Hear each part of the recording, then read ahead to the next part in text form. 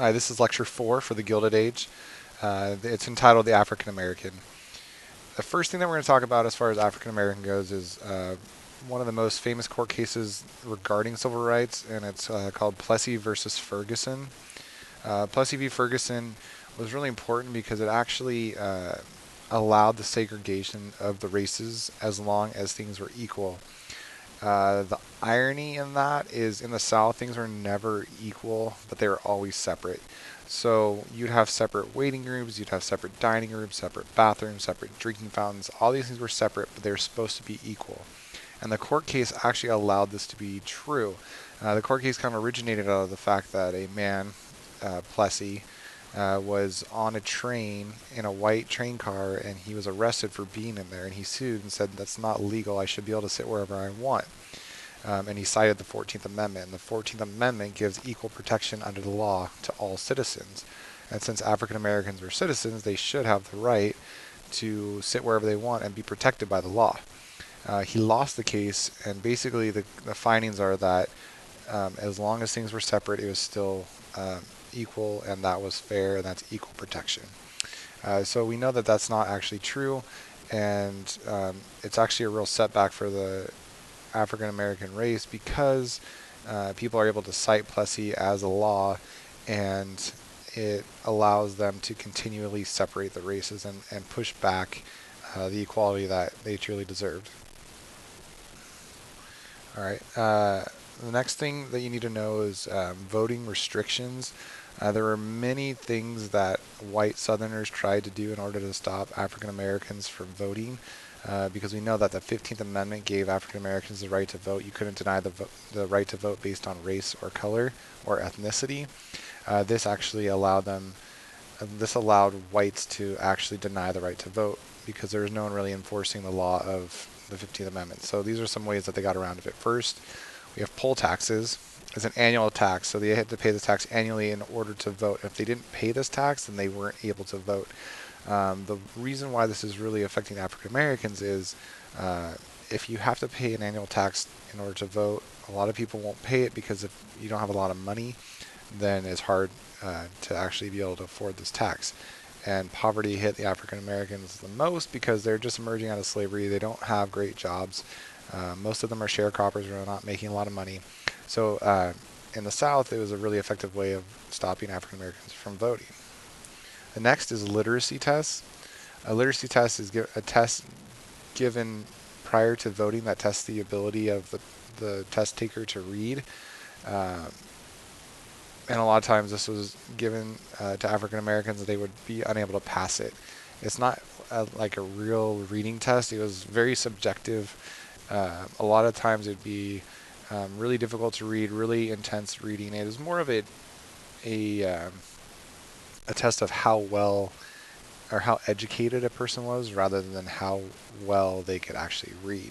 So if you were not very educated, which a lot of African Americans weren't, then it would be difficult to pass. And the people grading the tests were given the ability to kind of mark answers as correct based on what they felt, so it wasn't always fair. And you may say, there's poll taxes in the literacy test. This could also affect whites. Well, they put in another ingenious clause. It's called the grandfather clause that exempted anyone from having to take the test or pay the tax if their father or grandfather had been legally registered to vote, or not registered, was eligible to vote. So whites obviously were eligible to vote, so their fathers and grandfathers were eligible to vote, so then they did not have to pay this tax or take the test. So it was a way to strictly hit African Americans with these ways of stopping them from voting. So I'm going to look at some pictures here of the times for African Americans. So here's a political cartoon dealing with Jim Crow laws. Obviously you can see the crows, and we know that Jim Crow laws relate to slave codes and black codes, and they just kind of morph into Jim Crow laws. And then you see the nooses, obviously talking about how people were being hung. Okay, here's a colored drinking fountain. Okay, so if you were colored, you could use this. If you were white, you would use a different one, and probably be nicer. A colored movie theater. Okay. colored waiting rooms, so they would be different, not as nice. So when you take the train, it's a nicer or not as nice of a waiting room. This is a dining room. It doesn't look like a dining room. It looks more like an outhouse.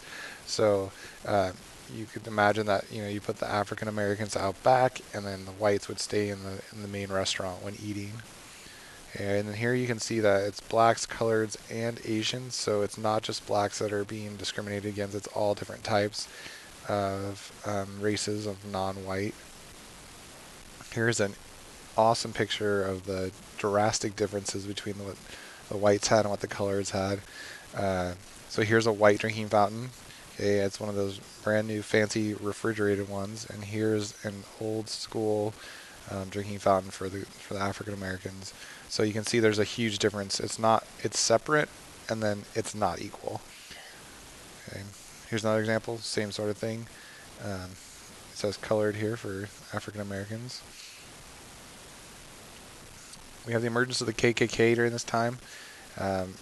Mid-war, mid-Civil War, moving on towards the outer part of the Civil War, the KKK rises up. And the iconic burning of the cross.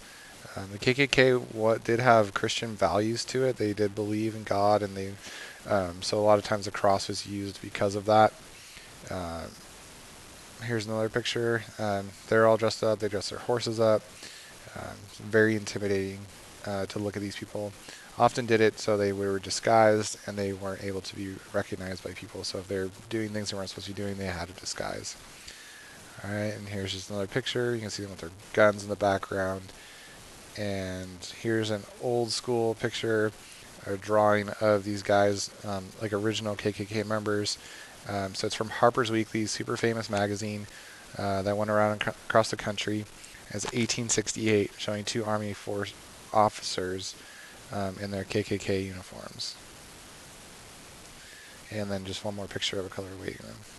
Alright, that's it. We're going to kind of discuss some more of this in class. I hope you guys took some quick notes and enjoyed the presentation. I'll see you later.